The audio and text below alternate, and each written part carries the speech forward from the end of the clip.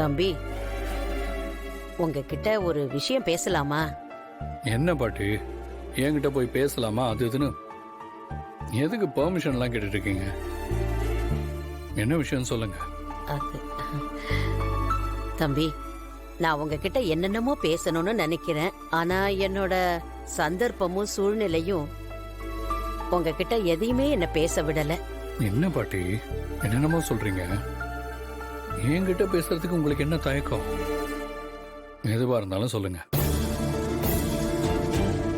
எனக்கு ஒரு விஷயம் மட்டும் நல்லா தெரியும் தம்பி. உங்களையே நம்பி இருக்கிறவங்கள என்னைக்குமே நீங்க கைவிட மாட்டீங்கன்னு என் உள் மனசு சொல்லிக்கிட்டே இருக்கு.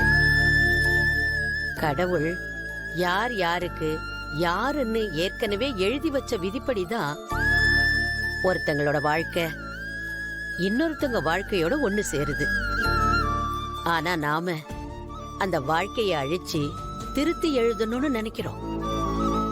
ஆனா அது எதுவுமே நம்ம கையில இல்லைங்கிறது நமக்கு புரியறதே இல்ல. இப்படி ஒரு விஷயம்தான் உங்க வாழ்க்கையிலயும் பின்னி பிணைஞ்சிருக்கு தம்பி. இதெல்லாம் உங்ககிட்ட பேசலாமா இல்லையான்னு கூட எனக்கு தெரியல.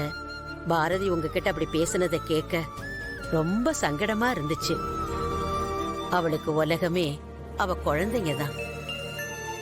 அப்பான்னு ஆசையா கூப்பிட்டுக்கிட்டு இருந்த பசங்களை நீங்க அப்படி கூப்பிட வேண்டான்னு சொன்னது அவளை ரொம்ப காயப்படுத்திருச்சு.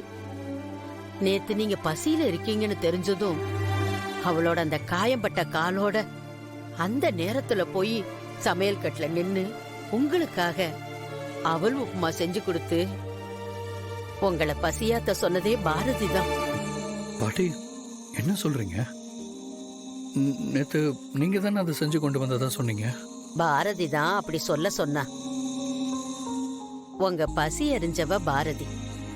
அதே மாதிரி உங்க மனசுக்குள்ள நீங்க என்ன நினைக்கிறீங்க, என்ன யோசிக்கிறீங்கன்னு எல்லாமே அவளுக்கு தெரியும். அதனால இதுக்கு மேல என்ன சொல்றதுன்னு எனக்கு தெரியல தம்பி.